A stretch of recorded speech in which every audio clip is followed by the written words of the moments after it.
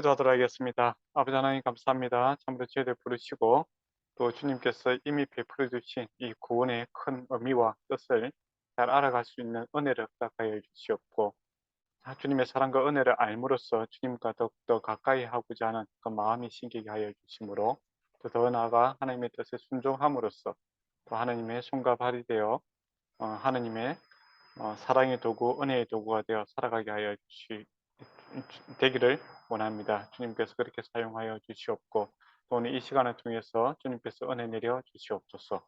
예수님 이름으로 기도드리옵나이다. 아멘.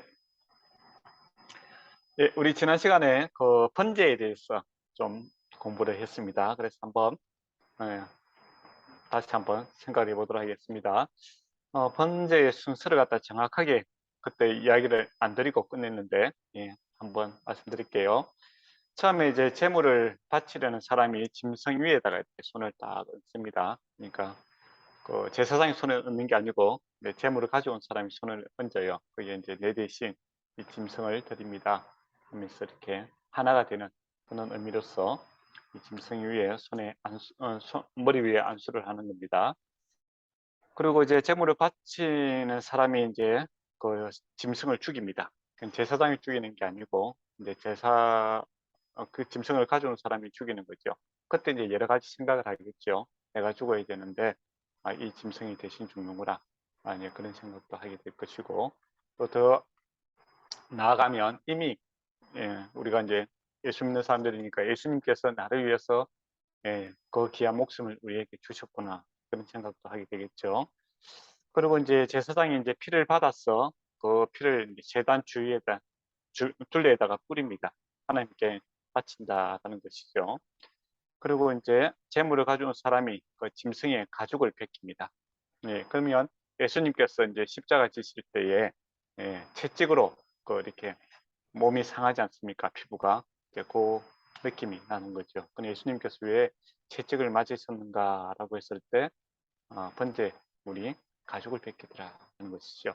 그리고 이 가죽은 나중에 제사장이 가지게 됩니다. 그리고 이제 재물을 가져온 사람이 짐승의 각을 떱니다. 그러니까 각을 뜬다라는 것은 마디마디마다 이렇게 다 자르게 되죠. 그래, 뼈는 상하지 않더라 하는 표현이 있죠. 그래서 예수님께서 옆구리에 창을 찌르시고 그렇지만은 이제 뼈는 상하지 않더라라는 표현이 예수님께서 이렇게 제물이 되셨구나 의미로 이제 사용되고 있습니다. 그리고 이제 제사장이 이제 드디어 역할을 합니다. 제단에다가 불을 피우는 거 이거는 제사장들이 이제 하고 그리고 제사장들이 불 위에다 장작을 지피죠. 이 불을 강하게 지펴서 제사장이 고기, 머리, 기름진 그런 거 제단에 위에 얹고 탁 놓게 되고 이제 내장과 다리를 씻어서 제사장이 줍니다. 그러면 제물 가져온 사람이 이제 씻어서 주지요. 그러면 그것을 이제 번제단에 올리고 이제 불태워 드리는 것이죠. 그것이 하제라고 했죠. 뭐 불을 사용한다고 하제라고 하지만은 근본적인 다른 좀 더 좋은 번역은 선물이다라는 겁니다. 하나님께서 우리가 생명을 이제 선물 받았지 않습니까? 그리고 하나님의 백성된 은혜에 대한 하나님의 보답적인 의미로서 선물 드린다는 것이죠. 그래서 하나님으로부터 우리가 하나님 백성이 되었고 은혜를 알면 하나님 앞에 감사하는 마음으로 하나님 위해서 섬기는 마음으로 살아가는 것이 다른 신앙생활이다는 것이죠. 그러면 오늘은 이제 그 2장의 소재에 대해서 이제 한번 말씀을 드리고자 합니다. 소재는 이 역사가 좀 깁니다. 소재가 제일 먼저 놓은 게 어디냐라고 했을 때 우리가 창세기에 보면 가인과 아벨 사건이 나타나잖아요. 그죠? 그게 이제 추수하고 나서 하나님 앞에 감사 제사를 드리는 겁니다. 그때는 이제 분리가 되지 않았는데 이제 모세 우경으로 모세 시대에 오면서 이게 분리가 돼서 이게 감사의 의미로 드렸던 수제구나라는 것을 알게 되죠. 그때 가인과 아벨이 드렸던 이제 제사에서 가장 중요한 것은 제물의 종류가 아닙니다. 뭐 어린 양을 드리느냐, 곡식을 드리느냐 그게 중요한 게 아니에요. 오늘 보면 곡식을 드리지 않습니까? 하나님께서 곡식을 받으세요. 근데 그것은 이제 중요한 게 뭐냐라고 했을 때 마음이죠, 마음. 네, 마음이 어땠느냐입니다. 그리고 삶이기도 하겠죠. 그래서 이제 어쨌든 소재는 이제 감사의 뜻을 갖고 있습니다. 그래서 하나님 앞에 이렇게 드리는데 여기서 보통은 이제 헌재가 드려질 때이 소재가 이렇게 보조 역할로 해서 이렇게 드려지는 경우가 많습니다. 근데 오늘 이 본문은 이 소재 자체가 메인 독립적으로 이렇게 드려지는 그런 모습을 이야기를 하고 있습니다. 그러니까 보조로 드려도 되고 메인이 될 수도 있다 것이죠. 그것도 하나님께 드리는 한기로운 기뻐하시는 한기다라고 해서 이것도 하나님 앞에 감사하는 마음으로 이렇게 드리는 그런 제사다라고 이렇게 보시면 되겠네요. 땅에 소산을 가지고 와서 이렇게 하나님 앞에 이렇게 바칩니다. 그래서 내가 이때까지 농사 짓고 이렇게 살아가는 것이 하나님께서 도와주셨고 또 하나님의 은혜로 내가 이렇게 살고 이런 이런 귀한 재물을 받았습니다라는 감사의 의미로서 이렇게 바치는 겁니다. 그래서 본문을 전체적으로 좀 나누어 보면 2장 1절에서 3절까지는 이제 소재를 드리는데 요리하지 않고 그냥 그 재료 자체를 이렇게 드리는 내용을 이야기하고 있고 4절에서 10절은 요리한 소재, 이제 요리해서 이제 드리는 그런 방법들에 대해서 이야기를 하고 있습니다. 그리고 2장 14절에서 16절까지는 이제 첫 열매를 하나님 앞에 드리는, 그러니까 혹시 농사 지었을 때 첫 열매를 하나님께 드리는 그런 의미의 소재를 이야기를 하고 있습니다. 그러면 이제 이렇게 세 가지 종류의 그런 소재가 있다 이렇게 보시면 될 것 같습니다. 그러면 1절에서 3절까지 내용을 한번 보도록 하겠습니다. 그러니까 요리하지 않는 소재를 하나님 앞에 드리는 그런 내용이죠. 1절에 보면 누구든지 소재의 예물을 여호와께 드리거든 여호와께 드리는 겁니다. 하나님 앞에만 예배 드리는, 감사 드리는 거죠. 고운 가루로 예물을 삼아 그 위에 기름을 붓고 그 위에 유향을 넣고 이제 그렇게 이야기를 하고 있습니다. 고운 가루, 이게 중요합니다. 예.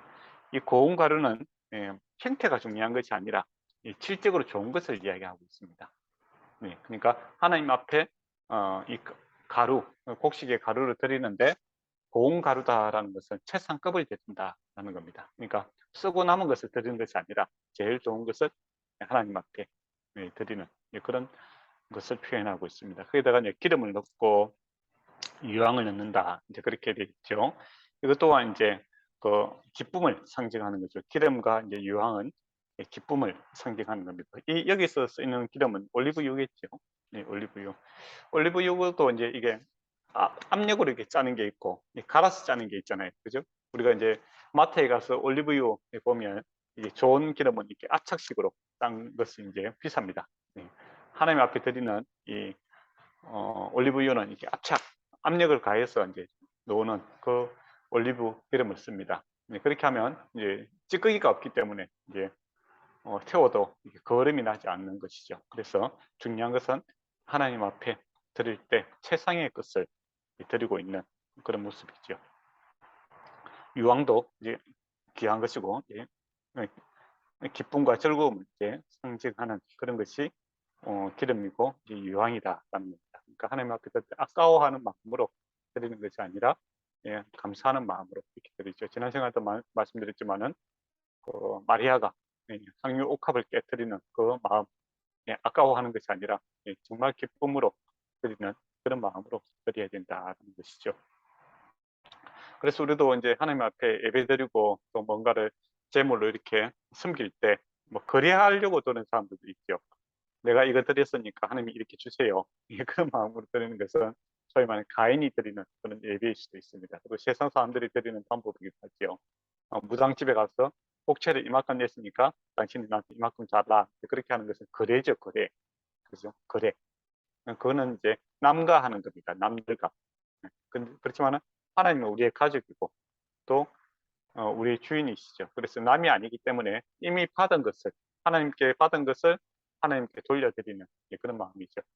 그런 의미에서 기쁨과 감사가 있는 거죠. 내 건데 막 떼내서 드는 게 아니라 이 모든 것이 하나님께로 받았는데 제가 너무 감사해서 하나님께 다시 돌려드립니다. 이게 그,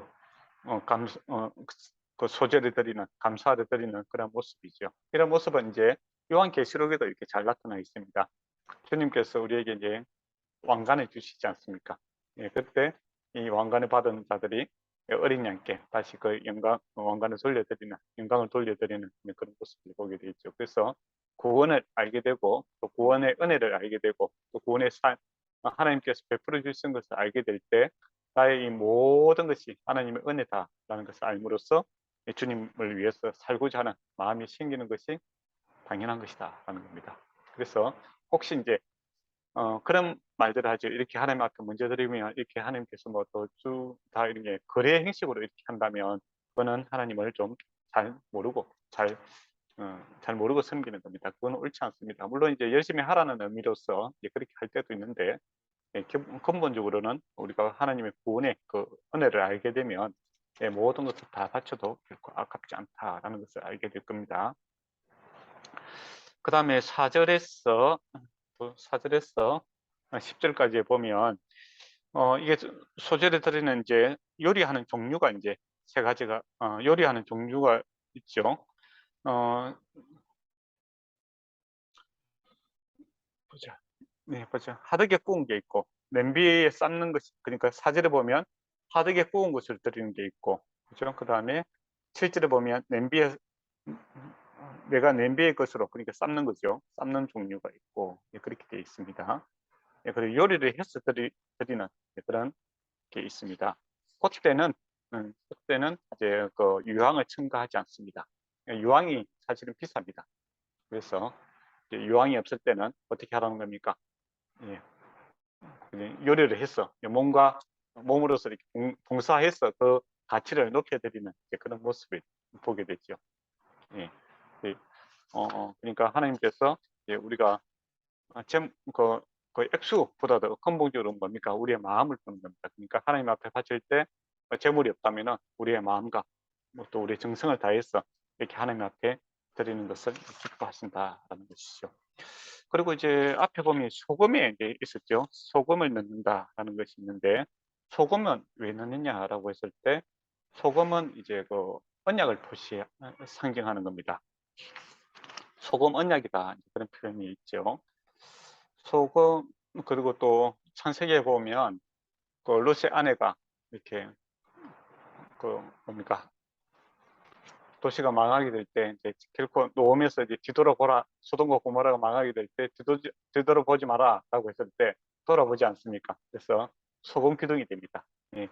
왜 소금 기둥이 될까? 그냥 뭐 돌 기둥이 되고 그래야 될 건데 근데 소금이라는 그 자체가 바로 언약을 이야기해요. 약속. 소금은 변치 않지 않습니까? 그러니까 하나님의 말씀은 결코 변치 않으시다라는 것이고 또 언약이 하나님의 말씀 자체가 심판과 구원의 성격을 갖고 있습니다. 그래서 13절을 보면 소금을 치라. 하나님의 언약의 소금은 내 소재에 빼지 못하리라라는 것이죠. 그러니까 이 소재를 드리는 이 자체가 하나님의 말씀에 근거하고 또 이것이 기본이다라는 것이죠. 예, 근본이다라는 겁니다. 그러니까 제물로 드리는 그 자체가 중요한 것이 아니라 그 어떻게 보면 하나님의 약속의 말씀에 근거하여 또 말씀에 대한 은혜를 알고 또 말씀의 가치를 알고 또 말씀의 의미를 갖다 되새기는 일이 더욱더 중요하다는 것이죠. 그래서 예배도 그렇잖아요. 예배 자리에 앉아 있고 이게 뭐 귀하지만은 그보다 더 귀한 것은 그 하나님의 말씀이 바로 선포되고 또 말씀에 대해서 바로 이해를 하고 말씀을 따라 살고자 하는 하나님과 하나님과 내가 언약 관계에 있다라는 것을 재확인하고 언약대로 살아가는 이것이 예배에 더 중요한 거죠. 그래서 소재를 들을 때 소금을 침으로써 단순히 뭐 소금을 뿌리는 그것이 아니라 언약 하나님이 주신 이 약속의 말씀에 대해서 다시 생각하는 그런 시간들을 갖는 것이 더 중요하다라는 것이죠. 그리고 11절 보면 누룩을 넣지 마라 라고 합니다. 누룩을 왜 넣지 마라 하냐면 원래 빵 만들 때 누룩을 넣지 않습니까? 그러면 부풀어 오르잖아요. 부드러워지고 이렇게 하는데 하나님 앞에 드리는 이 제물에 대해서는 누룩을 넣어서는 안 된다는 겁니다. 누룩은 이제 본질을 이제 변질시키는 거죠. 예. 예, 거짓 없이 있는 모습 그대로 이렇게 하나님 앞에 나아가야 된다라는 것이 핵심입니다. 그래서 평소에는 이렇게 누룩을 가지고 이렇게 빵을 만들어서 부드럽게 먹지만은 하나님 앞에 드리는 것에서는 부풀음 없이 거짓 없이 가대평가하든지 가수하지 않고 있는 모습 그대로 하나님 앞에 변질됨 없이 이렇게 하나님 앞에 나아가야 됩니다. 그리고 꿀을 11절에 이야기하는 겁니다. 누룩이나 꿀이죠. 이 꿀은 이제 자연산 꿀이 아니고 조청이라고 할 수 있겠죠. 예, 우리가 그 설탕을 뭡니까 이거 조청 만드시 엿 아시죠? 엿 그러니까 엿이 되기 전 단계가 이제 조청입니다. 이렇게 아주 달죠. 예, 그것을 이제 여기서는 꿀이다라고 이렇게 표현하고 있는데 예, 그것을 엿지 마라 그렇게 이야기합니다. 있는 모습 그대로 하나님 앞에 드리라라는 것이죠. 근데 이제 제사 제물로 드리는 게 있어서는 이 꿀이 사용이 안 되지만은 나중에 제사장에게 줄 때는 이 누룩과 또 이 뭡니까 그 꿀을 줍니다. 그러니까 생활할 때 생활의 목적으로 줄 때는 이것이 사용이 되고 있는 것을 보게 되죠. 그리고 이제 누룩과 꿀 조청이 여기서는 이제 그 금하고 있는데 나중에 보면 히스기야 때는 이 그 꿀도 이게 포함이 됩니다. 하나님 앞에 드리는. 그러니까 이 제사 제도가 조금 이렇게 발전됐다고 해야 되나? 어쨌든 좀 변화가 나중에 생기게 되고 있는 것도 보게 되죠. 예. 그래서 그리고 이제 여기서 이제 의미가 이제 더 중요하죠. 의미는 이제 부패하는 식, 그러니까 본질이 바뀌지 않고 있는 모습 그대로 하나님 앞에 나가야 된다는 것이. 그리고 10절에 보면 소재물에 남은 것은 아론과 그의 아들들에게 돌리지니라고 되어 있죠. 그러니까 이 소재를 가져왔을 때 다 태우는 것이 아니라 일부만 태우고 일부는 그 아론과 그 아들들에게 대사장들에게 주고 있는 것을 보게 됩니다. 그리고 이제 거룩하기 때문에 거룩한 것이 지극히 하재물 중에서 지극히 거룩한 것이다 이렇게 되어 있습니다. 그래서 제사장에게 들이 이제 먹고 사는 그런 그 은혜의 방편으로 이렇게 주어지고 있는 것을 보게 되죠. 그러니까 일부는 태우고 일부는 제사장들이 이제 이것을 먹고 생활할 수 있게끔 그렇게 배려하고 있는 것을 보게 됩니다. 그리고 이제 12절에 보면 처음 익은 것으로 첫 소산물이죠. 처음 익은 것으로 여호와께 드릴지니 한 기로 냄새를 위하여 제단에 올리지 말 것이며 이것은 이제 제단에 올리는 것이 아니라 그 제사장들에게 나누어주는 겁니다. 그래서 소금에 치라 언약의 소금이다 그렇게 이야기를 하고 있죠. 그리고 14절에 보면은 첫 이삭의 소재를 여호와께 드릴 때 첫 이삭을 볶아 찍은 것으로 늘 소재를 삼고 유황을 기름을 붓고 유황을 넣고 이렇게 해서 화제를 드리다라고 합니다. 그러니까 정성을 다해서 이렇게 주님 앞에 감사의 제물을 이렇게 드리고 있는 것을 보게 되죠. 그래서 16절에 보면 여호와께 드리는 화제니라라고 되어 있는데 화제가 아니라 하나님 앞에 드리는 선물이다 그렇게 표현하는 것이 더 좋을 것 같습니다. 그러면은 이제 소재는 이제 여기까지 하고 3장을 하도록 하겠습니다. 하목제물에 대해서 말씀을 드리고자 합니다. 하목제물은 이제 세 가지 경우가 있죠. 그래서 감사할 일이 있을 때 드리는 감사제가 있습니다.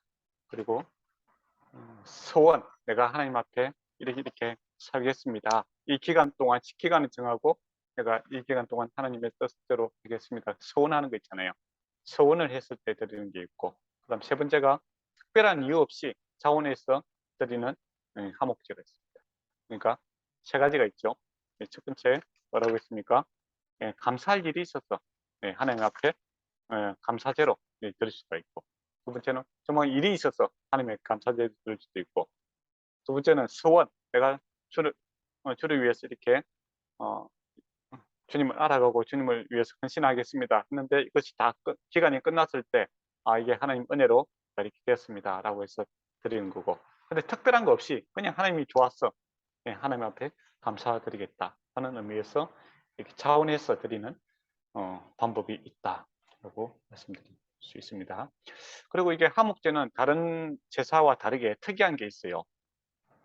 다른 제사는 그 짐승, 그 제사를 위해서 가져온 사람은 먹지를 못해요.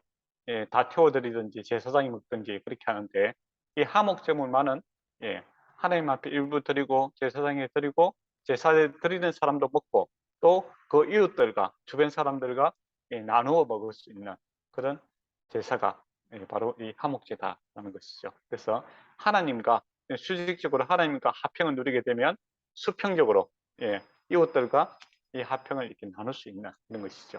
그래서 우리가 예수 그리스도께서 우리의 화목제물 되셨다 그렇게 이야기하지 않습니까? 그래서 예수님께서 우리의 죄를 갖다가 사해 주심으로 우리가 거룩하게 되었죠. 그런데 이 거룩은 목적이 있는 거룩입니다. 예, 하나님께서 우리를 거룩하게 하시는 이유는 하나님과 거룩하신 하나님과 화합해서 잘 살아갈 수 있게 하기 위해서 했는 거죠. 그래서 우리가 하나님과 화평을 누리게 되는 겁니다. 그래서 하나님과 화평을 누린 사람은 수평적으로 이웃들과 화평을 누리는 평화의 사람이 되는 것이죠. 그래서 그 마태복음에도 그런 말이 있지 않습니까? 화평케 하는 자는 하나님의 아들이다. 그렇게 이야기합니다. 그러니까 하나님의 아들 예수 그리스도와 하나님과 우리를 화평케 했는데, 예수 믿는 그리스도인들은 주변 사람들과 화평을 위해서 힘쓰는 사람이 되어야 된다라는 것이죠. 그런 의미가 이제 화목제다 이렇게 보시면 되겠네요. 그리고 이제 짐승을 드리는 종류로 보면 소를 드리는 경우가 있고 양을 드리는 경우가 있고 염소도 있습니다. 그런데 여기서는 비둘기는 없습니다. 왜 비둘기가 없을까요?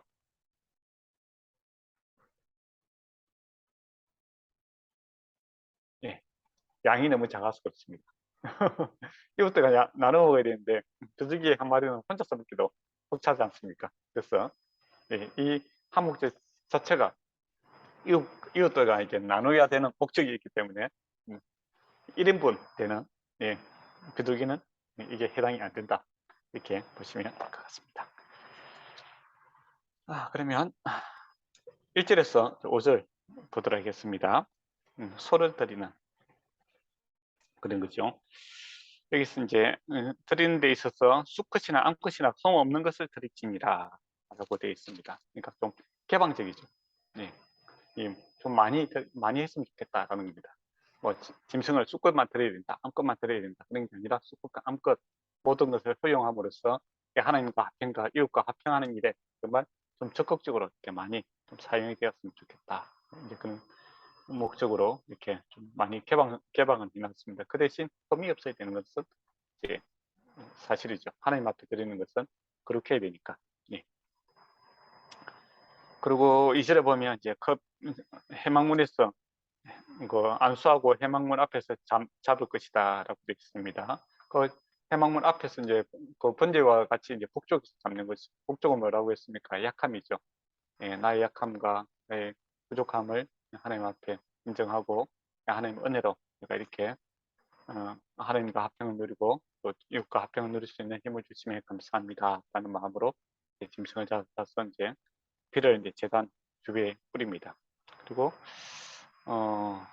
3절을 보면 내장에 덮인 기름과 내장은 붙어 있는 기름들은 콤팝하고 있는 것들은 다 또 떼어내지요.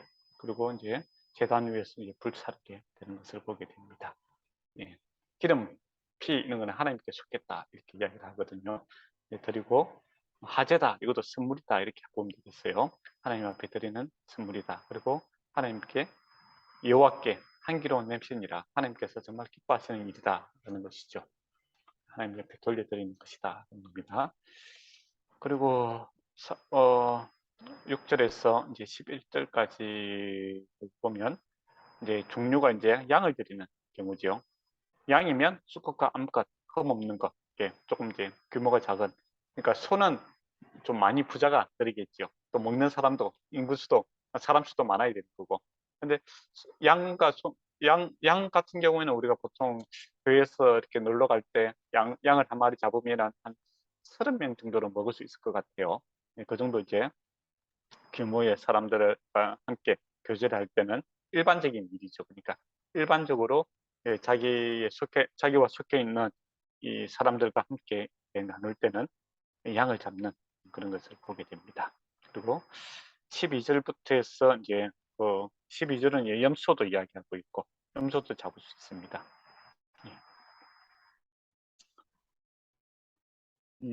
그리고 우리가 이제 소 잡을 때 보면 하목제물로 이렇게 들었던 게 보면 언제 사용되는가 우리가 구약 성경을 보면 이새라고 혹시 아십니까? 이새, 다윗의 아버지 이새. 예. 그리고 사무엘이라는 사람이 있죠. 사무엘이 이제 사울의 눈을 피해서 이새를 찾지 않습니까? 다윗을 만나기 위해서. 그때 그냥 찾아오면 사울이 이거 역모를 일으키는구나 해서 죽일 수가 있으니까 제사를 지내러 왔다라고 하면서 그때 하목제를 드립니다. 하목제를 드리면 어떻게 되죠? 고기를 갖다 나눠 먹어야 되죠. 그래서 그때 드렸던 제사가 바로 번제와 하목제 이렇게 보시면 될 것 같습니다. 그리고 이제 꼭 드려야 되는 경우가 있는데 그때가 77절. 77절은 뭐냐면은 77이 49 맞죠? 그 다음 날이 뭡니까? 50이잖아요. 그게 바로 오순절입니다. 777 오순절. 우리 성령이 언제 임하죠? 오순절에 임하지 않습니까? 또 이 오순절은 모든 추수가 이제 끝나는 그런 날이기도 합니다.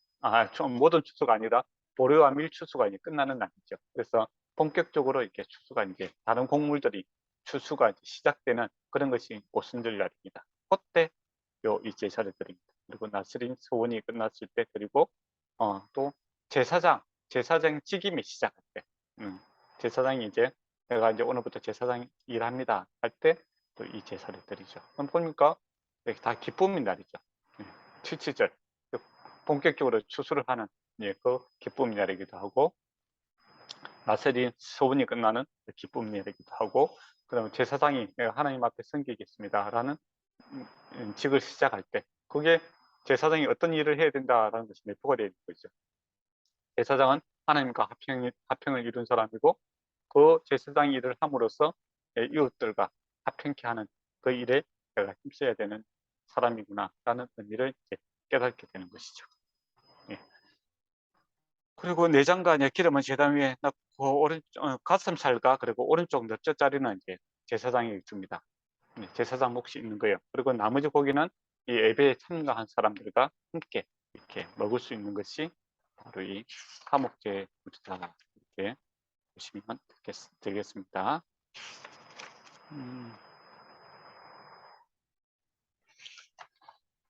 그리고 이제 피채 먹지 말라 막 그런 게 있잖아요, 그죠? 네. 피를 먹지 마라. 이제 17절에 보면 기름과 피를 먹지 말라 그렇게 되는데 피는 신약 성경에도 보면 사도행전에도 보면 피 살인하지 말고 뭐 피를 먹지 말라 그런 이야기가 나오는데 근데 가만히 보면 우리가 피를 많이 먹어요. 선짓국 이런 것도 피가 들어가는 거 순대 이런 것도 피가 들어가잖아요. 먹어야 되는가 말아야 되는가. 신약 시대는 먹을 수 있습니다. 그러나 구약의 의미는 이제 그대로 갖고 있는 거죠. 피라는 것이 생명이 아닙니까? 그래서 생명을 귀하게 여겨야 된다는 것이죠. 그런 의미 사상적인 그 연관성은 계속 있습니다. 그러니까 짐승이라도 함부로 대하면 안 되고 짐승이라도 생명 있는 모든 것들에 대해서 귀하게 여기고 또 생명이 하나님께 있다라는 생각으로 귀하게 된다라는 겁니다. 그리고 이제 기름 먹지 마라라고 하는데 요즘에는 이제 사람들이 건강을 위해서 기름을 많이 안 먹는데 옛날에는 기름이 귀한 건데 왜 기름을 먹지 마라라고 했냐라고 하면 기름이 이제 교만을 상징하기도 합니다. 우리도 이제 뭐 이렇게 좀 기름이 반질반질하다라고 할 때 사람이 좀 잘 나가는 그런 이야기를 하는데 기름 교만을 상징하기 때문이죠. 그래서 그 정신을 따른다면 기름을 먹지 말라라고 하실 때 교만하지 말고 겸손하게 그리고 또 피와 기름은 하나님께 속한 것이다 그렇게 했기 때문에 하나님의 것들을 인정하고 살아가는 그런 겸손과 또 생명이 죽게 있다라는 주님께 또 받은 생명과 또 내 생명을 주님 앞에 드리는 그런 마음으로 살아가는 것이 이 의미를 잘 새기고 살아가는 것이죠. 네, 그래서 신약 시대 때 뭐 순대를 먹어야 되느냐, 순댓국을 먹지 말아야 되느냐 그런 논쟁은 필요는 없습니다. 그렇지만은 생명이 주께 있고 또 생명을 귀하게 여기고 또 교만하지 않고 겸손하게 살아가는 것이 이 말씀의 의미를 잘 따르고 살아가는 그런 모습이다. 이렇게 보시면 되겠습니다. 그리고 화목제물이 이제 우리에게 주는 교훈들이 있죠. 우리 그리스도인들인데, 자, 한 5가지 정도 이렇게 볼 수 있습니다. 첫 번째가 화목제가 상징하는 것처럼 하나님과 인간은 화평할 수가 있다는 것이죠. 네. 예수 그리스도로 인하여 우리가 하나님과 화평이 되었다. 이것을 이제 화목제물 우리에서 찾을 수 있습니다. 그리고 화목제물을 우리의 마음속 깊은 곳에서 우러나는 예배 드려야 한다라는 것이죠. 그러니까 뭐 마지못해서 하는 것이 아니라 제일 귀한 거, 네, 고운 가루라고 하지 않습니까? 그리고 기름과 유황을 첨가하고 귀한 것, 유황이 참 귀한 겁니다. 예, 향수도 요즘은 향수라고 생각하면 되겠네. 향수도 조그마한 병이 되게 비싸잖아요. 산의 파이브 있는 거 뭐 조그마한 게 되게 비싸잖아요. 그죠? 예, 그런 것처럼 이제 향은 귀한 겁니다. 그래서 귀한 것을 이렇게 하나님 앞에 드릴 때 우리 또 그런 이제 산의 파이브가 없다면 어떻게 하라는 겁니까? 예, 손과 발로서 구워서 드리고 삶아서 드리고 하나님께 정성을 보는 것이지 뭐 액수를 보는 것은 아니다라는 것이죠. 그런 의미에서 가부에 둘 랩돈이 이렇게 생각나죠. 마음과 정성을 다하여 하나님 앞에 드리는 것이 화목제를 잘 드리는 것이고 지금에서는 예배를 잘 드리는 것이다라고 보면 될 것 같습니다. 또 화목제는 하나님이 얼마나 우리와 함께 하기를 원하시며 또 많은 것을 베푸시기를 원하시는지에 대한 표현이다라는 겁니다. 처음에도 말씀드렸지만은 우리 예수님께서 우리를 구원하신 그 목적은 하나님과 화평하기 위해서입니다. 그래서 하나님과 함께 사는 것이죠. 그것처럼 우리가 이웃들과 화평의 도구로 살아가기를 원하신다 것이죠. 네 번째가 하나님이 화목제물의 일부를 예비자에게 돌려주는 것을 통해서 그리스도인들의 삶을 연상케 한다는 겁니다. 예배라는 것이 하나님과 나의 관계에서 끝나는 것이 아니라 이웃 사랑으로 이렇게 확장되어 나가야 된다는 모습이 바로 이 화목제가 갖고 있는 큰 의미입니다. 또 내가 받은 은혜, 내가 받은 감사를 나만 이렇게 다 갖고 있는 것이 아니라 우리 지체들과 함께 나눔으로써 은혜가 배가 될 수 있도록 그렇게 하는 것이죠. 그래서 축하할 일이 많이 만들고 또 작은 것도 감사하고 또 감사한 내용들을 이웃들과 이렇게 나누는 것이 좋은 것 같아요. 근데 요즘은 참 부끄럽다 하면서 이제 계속 안 하려고 하는데 크게 할 필요는 없습니다. 그렇지 않습니까? 나에게 좋은 일이 있을 때 조그마한 케이크 하나 3만 원 정도, 2만 원 정도 내가 뭐 쓸 수 있잖아요. 그죠? 그래서 우리 믿음의 공동체와 함께 나누고 그 작은 일들에 대해서 기뻐하고 그러면 좋을 것 같아요. 근데 사람들은 부담된다 막 그렇게 이야기하는데 부담되고 그렇게 서로에게 부담돼서 안 한다고 하는데 그러면 세상에 할 게 하나도 없습니다. 슬픈 일만 나누게 되잖아요. 그러면 그렇게 하지 마시고 저 자그마한 일에 대해서 계속 감사할 수 있고 또 나눌 수 있으므로 기쁨이 배가 되는 그런 모임들 우리 오늘 민영경제가 그런 거 참 잘한다고 우리 용 목사님이 자랑을 하시던데 계속 그렇게 좀 해줬으면 좋겠네요. 그래서 축하를 좀 많이 만들고 이벤트를 만들 수 있는 그런 것도 은사입니다, 사실. 그리고 노력을 해야 되죠. 안 그러면 사람이 참 밋밋하고 재미가 없어요. 그렇지 않습니까? 그래서 저 같은 경우는 이제 생일도 양력과 음력을 다 챙기고 싶은 그런 사람입니다. 인생이 뭐 축제도 별로 없는데 그렇잖아요. 음력이라고 해주고 또 옛날에 많이 생일 파티 할 때는 한 1년에 한 5번씩 했어요.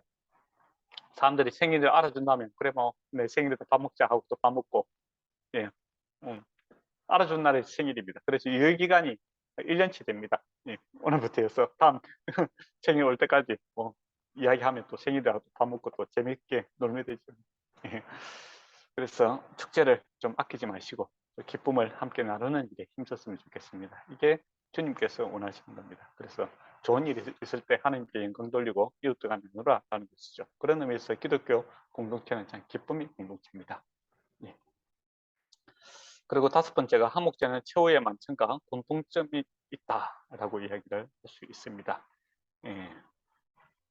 하나님께서 만찬을 즐기고 또 그것이 궁극적으로 뭡니까? 주님 주님께서 우리 어린 양으로서 우리를 위해서 먹이가 되는 것이죠. 밥이 되어주시는 그런 모습을 갖고 있습니다. 우리가 주님으로 먹고 기뻐하는 그런 모습이 담겨 있다라는 것이죠.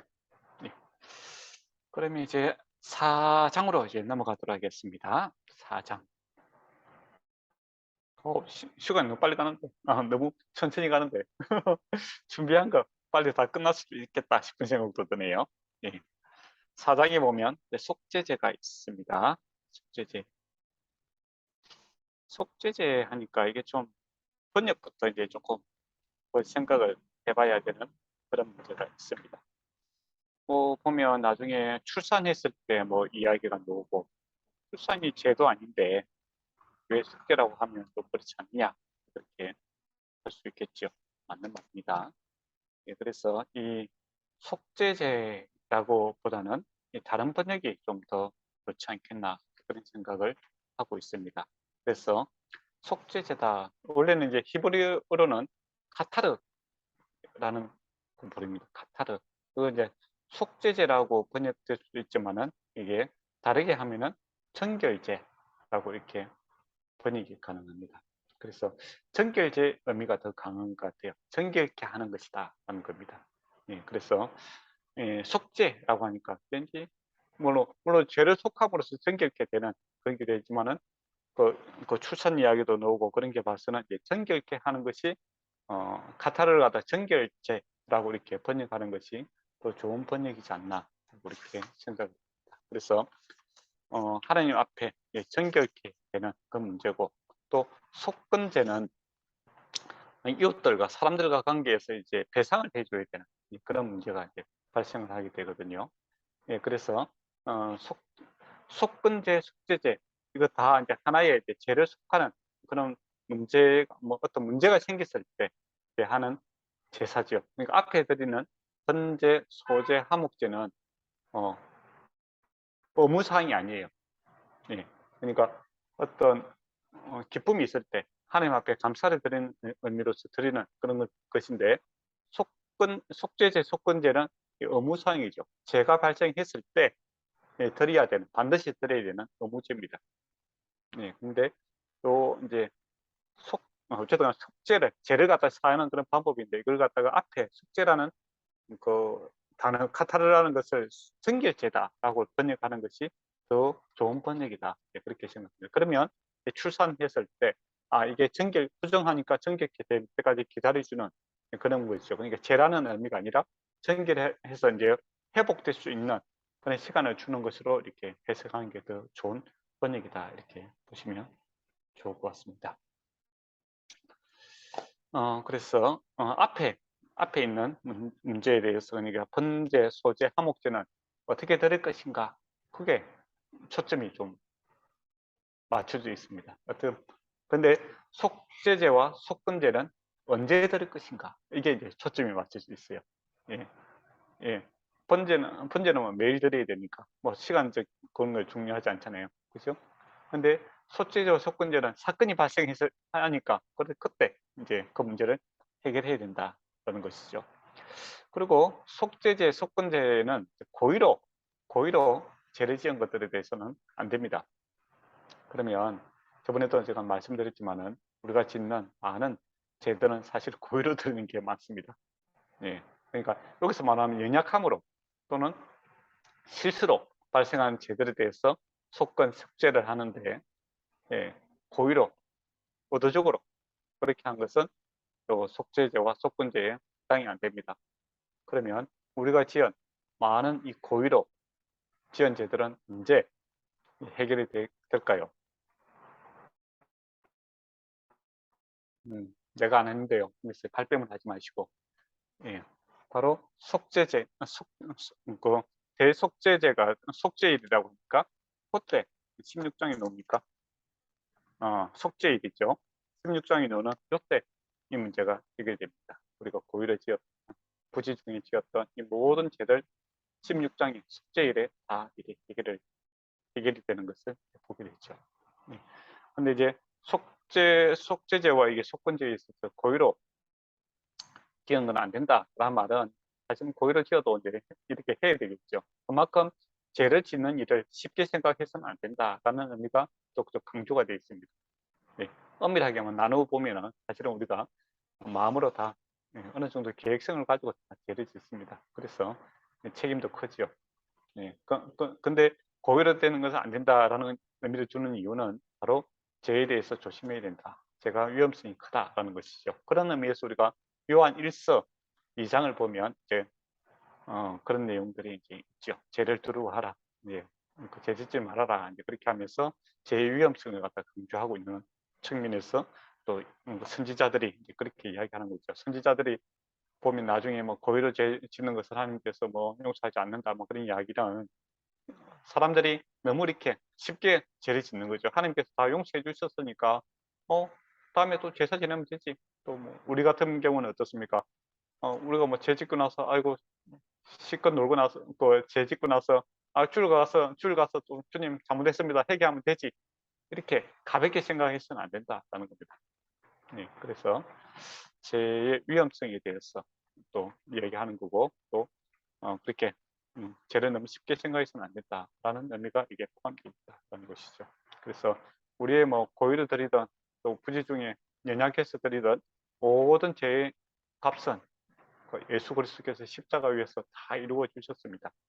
그래서 그것이 공짜로 우리가 받은 건데, 근데 우리 입장에서는 공짜지만은 하나님 입장에서는 독생자 예수 그리스도를 춤으로써 맞바꾼 가장 귀한 것을 주고 우리를 산 아주 귀한 것이다라는 겁니다. 그 마음을 안다면 주님의 십자가 지시는 그 고통과 그 아픔을 안다면 우리가 구원받은 자가 이 죄 짓는 일에 너무 가볍게 생각할 수 있다는 것이죠. 그런 의미에서 이단들 중에서 구원파라고 합니까? 구원받았으니까 뭐 제 마음껏 지어도 되고 제 근세에서 벗어났으니까 마음대로 해도 된다라는 것은 이단적 사상입니다. 네. 우리가 구원을 안다면 우리가 연약해서 또 죄를 지음에 대해서 하나님께 미안한 마음이 들어야 되고 또 회개하고 한 번 회개해서 끝나는 것이 아니라 계속적으로 주님 앞에 연약한 무릎으로 이렇게 살아가는 이제 그런 겸손함이 반드시 필요합니다. 그리고 그 속죄제 같은 경우는 하나님 앞에 이렇게 드리는 거고 속건제는 남에게 이제 피해를 입혔기 때문에 이렇게 보상을 해야 되는 그런 문제도 다루고 있습니다. 그러니까 옛날에 영화 중에서 미랑이라는 영화가 있었죠. 그때 혹시 아십니까? 예, 저는 안 봤습니다. 예, 그때 집사님들이 그거 말이야 세상 그런 이야기를 많이 했어요. 죄 짓고 나서 자기는 감옥소에서 회개하고 그 했다고 나는 죄에서 자유롭다 하고 사과도 안 하고 그런 게 있느냐 그렇게 하는데 그건 기독교를 잘못 알고 그런 겁니다. 이게 속건제가 있죠. 남한테 피해를 입혔으면 배상을 해야 되는 책임이 있습니다. 그리고 자발적으로 이렇게 죄를 고백하면 20%더 줘야 되고 그 다음에 뭐 남이 먼저 알게 되었으면 2배로 갚아줘야 되는 그런 책임이 있다는 것이죠. 그래서 나사로입니까? 그 뽕나무 위에서 예수님 지나갈 때 키가 작아서 나무 위에 올라갔다가 예수님이 나사로 맞죠? 나사로가 아니고 뭐죠? 이름이 생각이 안 나네. 그분이 그 세리 있잖아요. 내려오라고 하지 않습니까? 그러니까 이 세리가 은혜를 받고 자기에게 손해본 사람 몇 배를 갚아주는 거죠. 이게 바로 속건제에서 나오는 그런 내용입니다. 예. 뽕나무에서 내려왔던 사람 이름이 뭡니까? 갑자기 생각이 안 나네. 노래도 있잖아요. 예. 다 모르겠습니까? 나도 성경 좀 읽어야 되고 여러분도 좀 읽어야 될 것 같아요. 기억이 잘 안 나네. 예. 이거 중요한 건 아니 삭개오 목사님. 사개오. 역시 사모님이 사개오라고 합니다. 사개오로 하겠습니다. 예, 역시 사람들이 많이 모이니까 좋은 답이 나오네요. 사개오 같은 경우에 그냥 이렇게 내가 뭐 남한테 손해 입힌 걸 몇 배를 갚아주겠다라고 한 이유가 바로 이 속건제에 근거해서 이야기를 하고 있습니다. 근데 2배가 그 법에서 정한 것은 2배인데 몇 배를 갚아주는 거 있잖아요. 그것은 이제 정말 내가 사죄한다라는 의미가 포함되어 있는 그런 내용이죠. 그러면은 본문을 좀 보도록 하겠습니다. 1절에서 2절 말씀을 한번 드리겠습니다. 4장 1절과 2절입니다. 이스라엘 자손에게 말하여 이르되 누구든지 여호와의 계명 중에 하나라도 그릇 범죄하였다면 그렇게 누구든지 누구나 다 범죄할 수 있다는 것을 이야기합니다. 그래서 제사장이 범죄했을 때 그렇게 문제 이야기를 하고 있죠. 네. 그러니까 제사장도 목사도 장로도 교회 직분에 관계없이 우리는 다 연약한 죄인이기 때문에 죄를 지을 수 있다는 것이죠. 제사장이 제일 먼저 놓는 이유는 그만큼 중요하기 때문입니다. 네, 제사장이 죄를 문제 해결하지 않으면 어떻게 됩니까? 하나님 앞에 나가지 못하면 일반 백성들의 이 죄 문제를 해결할 수 없잖아요, 그죠? 그만큼 책임이 큰 사람이 이제 뭡니까? 먼저 다루고 있다라는 것이죠. 그리고 제사장 다루고 있고 그다음에 공동체가 잘못했을 때를 또 다루고 있고 그다음에 개인이 잘못했을 때 이렇게 세 분류로 나누고 있습니다. 그러니까 이 죄라는 것이 제일 먼저 다루는 것이 제사장. 그러니까 지도자들의 그 죄, 이게 가장 큰 문제이기도 하고 가장 책임도 크다라는 것이고, 그리고 공동체가 잘못한 것도 있잖아요. 그러니까 죄라는 것이 개인에 한정된 것이 아니라 우리 공동체가 무지 중에 잘 모르고 있다가 죄를 알게 되었을 때 그때도 이 죄 문제를 해결해야 되는 거고, 그다음에 개인이 지은 죄도 이렇게 해결해야 된다는 겁니다. 그래서 제사장이 잘못했을 때는 송아지를 속죄물로 삼아 하나님께 드려야 된다. 그렇게 이야기를 합니다. 큰 재물이죠. 책임이 큰 만큼 의무도 크고 그런 것이죠. 그래서 제사장이 잘못했을 때는 아주 큰 책임을 물리고 있는 것을 보게 됩니다. 송아지를 드려야 된다는 것을. 그리고 이제 4절에 회막문 앞에서 끌다가 이제 그 머리 안수하고 여호와 앞에서 잡을 것이요라고 되어 있습니다. 그때 이제 정말 이제 제사장이 자기 연약함, 내가 참 하나님의 사람인데 참 하나님 앞에 큰 죄를 지었습니다. 하는 이제 그 상한 심령으로 이제 이 짐승을 안수하고 이제 잡아야 되는 그렇게 해야 되겠죠. 그리고 6절에 보면 성소의 회장 앞에 뿌리라라는 겁니다. 나중에 보면 일반 사람들은 번제단 앞에서 이렇게 뿌려요. 그러니까 성소 안에 있는 것이 아니라 성소 밖에서 이렇게 뿌리는데 제사장은 이제 성소 안에서 이렇게 피를 뿌리고 있는 것을 보게 됩니다. 그만큼 하나님과 이게 중간 사이에서 큰 책임이 있는 사람이죠. 그만큼 죄가 심각하다라는 겁니다. 근데 만약에 목사님이 그 죄를 많이 짓고 그러면 교회에 큰 영향이 되지 않겠습니까? 그죠? 그러니까 일반 성도가 이제 집에서 그 부부끼리 이렇게 싸운 거 하고 목사님이 집에서 이렇게 싸워하고 뭐 주일날 오는 거 하고 교회 분위기가 완전히 다르겠죠. 그 일반 성도가 싸웠으면 목사님이 가서 하이드 시키고 그렇게 할 건데 만약에 목사 부부가 싸웠다. 그래갖고 막 엉망이 돼서 왔다. 그러면 이제 성도들 입장에서 참 난감하죠. 그렇지 않습니까? 만약에 목사님이 큰 죄를 지었다. 그러면은 일반 성도가 이제 죄를 지었으면 목사님이 신방을 하고 건면을 해서 돌이키려고 할 건데 목사님이 만약에 큰 죄를 짓고 그렇게 했다. 그러면은 교회가 큰 문제가 생기는 겁니다. 그렇죠? 그것처럼 이제 제사장이 죄를 범하시고 있죠. 그렇지만은 그 책임과 그 책임이 큰 만큼 죄의 심각성도 크기 때문에 이렇게 큰 재물과 성소의 안에 들어가서 분양 7절에 보면 황단불에다가 이렇게 바르고 그렇게 돼 있잖아요, 그죠? 그럼 성소 안에 들어가서 이 문제를 해결해야 되는 그런 겁니다. 그만큼 그 죄의 그 심각성을 갖다가 크게 다루고 있다 겁니다.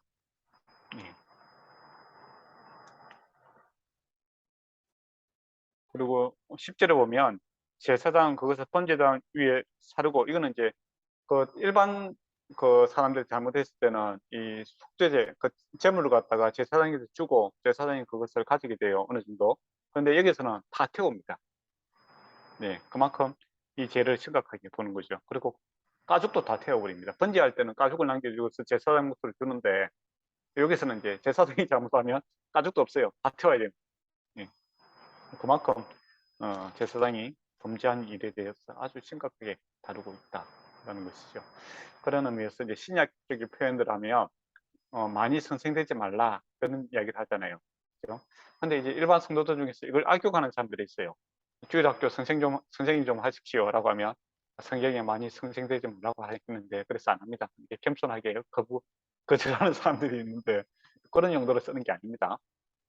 그 말은 주님을 알아가는 일에 있어서는 모든 사람들이 다 힘을 쓰고 애씀으로 충만하게 알아가야 되겠죠. 그렇지만은 그 승생되고 지도자 되는 사람들은 그 책임도 크기 때문에 그 책임에 근맞는 사명감을 가지고 이렇게 일을 해야 하라라는 것이지 하지 말라는 소리가 아니고 책임감 있고 사명감 있게 하라는 소리지 이걸 악용해 갖고 아무 일도 안 하겠다라는 핑계로 삼아서는 안 된다는 것이죠. 예.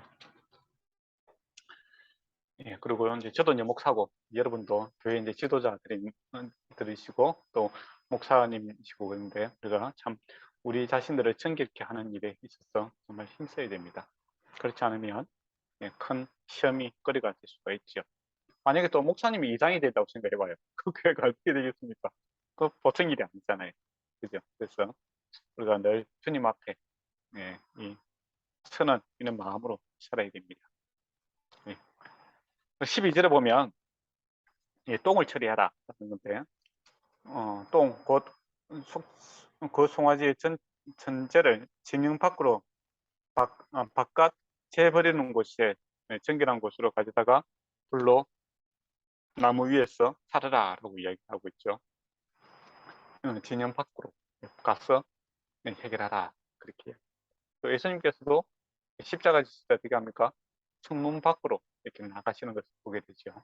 성문 안에서 이렇게 십자가 지는 것이 아니라 성문 밖으로 이렇게 나가서 십자가 지시는 모습을 보게 됩니다. 그러면 예수님 왜 그 사람들 많은데 뭐 성전 앞에 인데 매달지 않고 성전 밖으로 나가서 골고다에 가서 이렇게 그 주님께서 이렇게 십자가에 매달렸는가 이렇게 보면 구약에서 이렇게 그 예표라고 하죠. 이런 것들을 그대로 이렇게 주님께서 몸소 감당하고 있는 것을 보게 됩니다.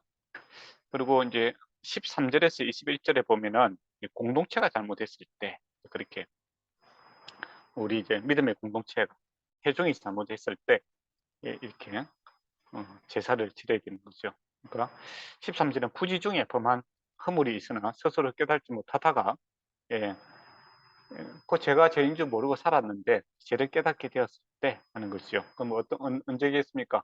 예언자가 나타나서 예언한다든지 환상을 보게 된다든지 또는 뭐 우림과 두림이죠. 제사장이 하나님의 뜻을 물어보는 yes, no를 이제 결정하는 그런 것들을 통해서 제가 죄인 줄 몰랐는데 죄를 깨닫게 되었을 때 회개하라 그렇게 하는 것이죠. 예. 그리고 이제 양심의 가책이라는 것도 있겠죠. 예. 하나님께서 우리와 함께하기 때문에 주님과 우리의 삶을 비교했을 때 내 양심의 가책을 받을 때 그때도 회개할 수 있는 겁니다.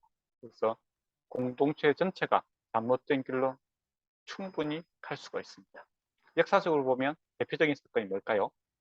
독일에서 있었던 히틀러가 집권하게 됐을 때 기독교인들이 그렇게 좋아했습니다. 교회가 적극적으로 그렇게 밀었어. 히틀러가 그 지도자가 되었고 또 많은 사람을 죽인 일들이 있죠. 그래서 교회가 잘못 결정할 수가 있다는 겁니다. 그래서 교회는 다수결이 아니라 하나님의 말씀대로 이렇게 가야 됩니다. 다수결이 중요한 것이 아니라 그래서 우리 모두에게 성경을 주신 이유는 우리가 성경을 거울 삼아서 우리 자신과 우리 공동체 이런 것들을 잘 살피고 이렇게 해야 됩니다. 근데 자칫 잘못하면 교회가 다수결로 이렇게 가고 또 시대의 정신에 따라서 이렇게 세상적 세계관에 의해서 교회가 이렇게 반영을 잡고 가게 되면은 집단적으로 예, 범죄를 죄를 지을 수도 있고 하나님 앞에 잘못할 수도 있습니다. 그래서 깨어 있어야 되는 사람들이 누구냐라고 했을 때 바로 이 말씀을 맡은 목사님들 또 있는 분들이 늘 깨어 있으기. 그렇게 해서 우리 공동체가 하나님의 말씀에 대로 주님의 길대로 가고 있는지 안 그러면 세상의 정신을 따라가고 있는지 그거 깨어 있지 않으면 집단적으로 이렇게 잘못된 길로 충분히 갈 수 있다는 것이죠. 예, 그래서 우리 개개인도 이렇게 양심, 주님과 이게 교제 속에서 주님을 알아가는 또 말씀대로 우리가 살고자 하는 그런 모습들이 있어야 되고 또 서로를 이렇게 말씀 가운데서 세워주는 그런 노력들이 있어야 됩니다. 그렇지 않으면 예, 단체로 하나님 앞에 죄를 짓고 살아갈 수도 있다는 것이죠. 이때도 이제 소를 잡아야 됩니다. 예, 크게 잘못했기 때문에. 예. 21절을 보면 그는 숫송아지를 진영 밖으로 가져다가 첫 번 숫송아지를 사람같이 불사르지니 이는 회중의 속죄죄니라 라고 합니다. 제사장이 잘못한 것과 동일하게 회중 전체가 잘못한 것도 큰 죄다 이렇게 되어 있습니다. 그래서 좋은 게 좋다라는 식으로 살아가면 안 된다는 겁니다. 우리는 좋은 게 아니라 말씀의 대로 살고자 애를 쓰셔야 된다는 것이죠. 예.